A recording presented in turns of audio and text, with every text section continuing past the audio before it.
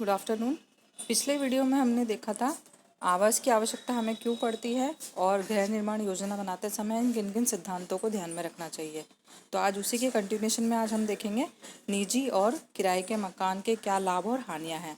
लेकिन इस वीडियो में हम केवल बात करेंगे निजी मकान की। तो आवास जो है मनुष्य की मूलभूत आवश्यकता है। ये स्वस्थ शारीरिक, मानसिक, बौद्धिक एवं आध्यात्मिक विकास के लिए शांतिपूर्ण जीवन व्यतीत करने के लिए एक आदर्श मकान की ज़रूरत हमें पड़ती है। मकान प्राप्त करने के हमारे पास 3 साधन होते हैं। पहला है निजी या स्वनिर्मित मकान, जो कि स्वयं के द्वारा बनाया गया हो। किराए पर उपलब्ध मकान तथा बना बनाया खरीदा हुआ मकान। निजी या स्वनिर्मित मकान। मकान प्राप्त करने का सभी साधनों में सर्वश्रेष्ठ साधन है निजी निर्मित मकान, यानी कि स्वयं द्वारा बनाया हुआ मकान। अर्थात वह मकान जहाँ पे हम अपनी इच्छा अनुसार ज़मीन खरीदते हैं, नक्शा बनाते हैं, अपनी पसंद का नक्शा बना के अपना घर तैयार करते हैं।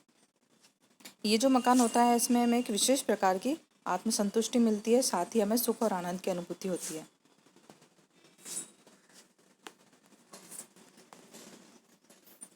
साथ ही मन हमारा प्रसन्न भी रहता है।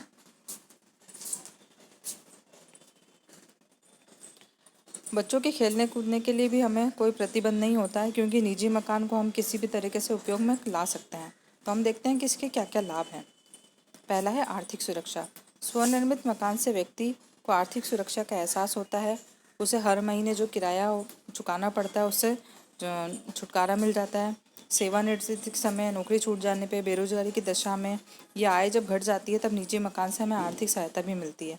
यदि हमें शहर में है तथा इसकी स्थिति ऐसी कि किराए पे दिया जा सके तो हमें इसका कुछ भाग भी किराए पे दे सकते हैं और आर्थिक लाभ उठा सकते हैं। सेकंड है कलात्मक अभिव्यक्ति। प्रत्येक व्यक्ति की अपनी कलात्मक भावना रहती है, वो अपने भीतर छिपी हुई कला को अभिव्यक्त करना चाहता है।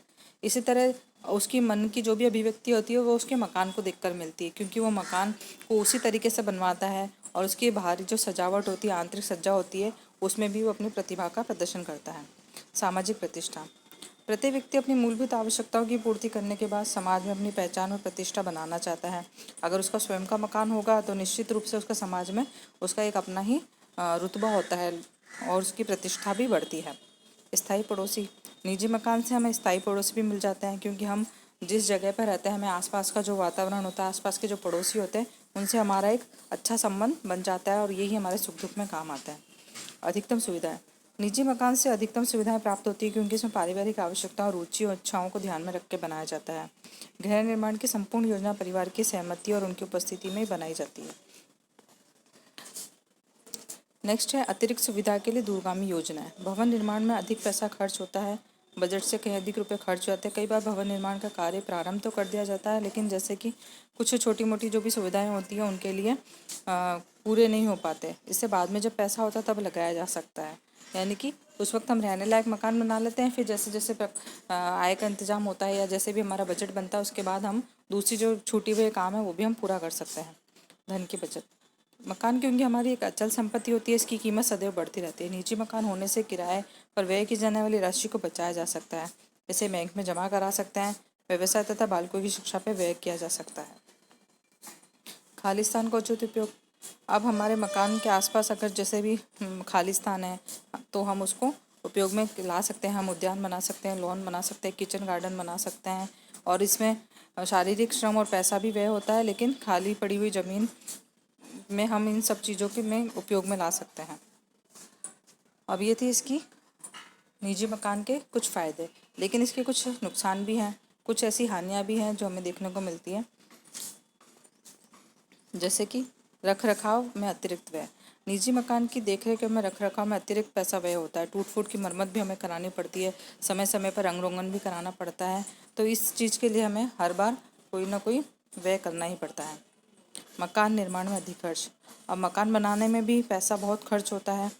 अगर हम 200 गज क्षेत्रफल में एक साधारण सा मकान बनाए तो कम से कम 5 से 6 लाख रुपए खर्च हो जाते हैं। गतिशीलता में कमी। निजी मकान के प्रति आकर्षण, मोह, लगाव हो जाता है। व्यक्ति उसको छोड़कर अन्यत्र जाने का उसका मन नहीं करता। अगर कई बार उसका ट्रांसफ़र हो जाता है या उसको छोड़ कर जाना पड़े तो उसको अत्यंत ही दुख होता है। इस वजह से वो अपना मकान छोड़ के जाना भी नहीं चाहते हैं। फिर है वारिसों में झगड़े। कई बार ये होता है कि अगर 2-3 भाई बहन हैं लड़के हैं तो अचल संपत्ति का जो भी होता है बंटवारा करना पड़ जाता है, इसकी वजह से भी उनके अंदर झगड़े होते हैं। फिर है तरलता में कमी।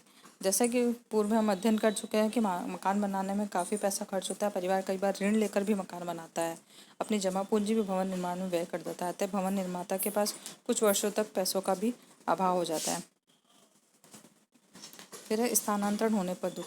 निजी मकान रहने से जहाँ आत्मसुख मिलता है, सामाजिक प्रतिष्ठा मिलती है, वहीं स्थानांतरण होने पर काफ़ी दुख और कष्ट भी होता है।